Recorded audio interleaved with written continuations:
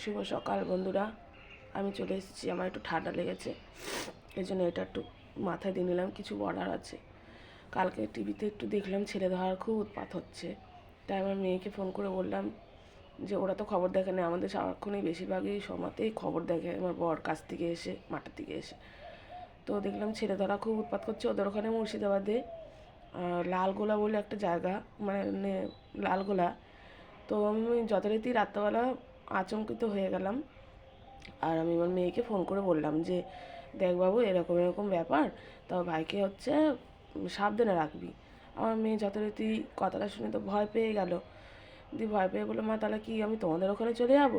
আমি বললাম, না দেখ, সংসার ফেলে রেখে আসতে হবে না, জামাইয়ের অসুবিধা হয়ে যাবে, তাহলে তুই ওখানেই থাক, একটু সাবধানে রাখিস। ওদের বাড়ি আবার হচ্ছে একটা বাচ্চা, আর একটা বাচ্চাও আছে, ওই বাচ্চাটা আবার একটু দুষ্টু, ও যখন তখন বেরিয়ে চলে যায়। তা আমি বললাম, তাহলে গেটটা লাগিয়ে রেখে দে, কারণ ছেলে ধরার যা উৎপাত হচ্ছে।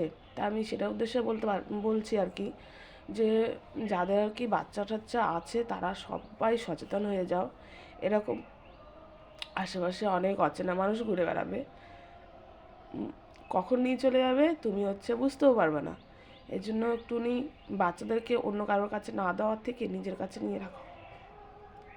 নিজের কাছে কিছু হলে পরে অতটা, মানে সবাই চায় মারা যে বাচ্চার কিছু হোক না হোক, কিন্তু বাই চান্স যদি কিছু হয়ে যায়, এবার লোকের কাছে হলে পরে দেখবে সারা জীবন আক্ষেপ থাকে যায়। নিজের কাছে হলে পরে মনকে একটু বুঝ দিয়ে যায়, কিন্তু আমি বলবো না যে সেটা যেন হোক, কারণ সবার মার কাছে সবার হচ্ছে সন্তান খুব দামি।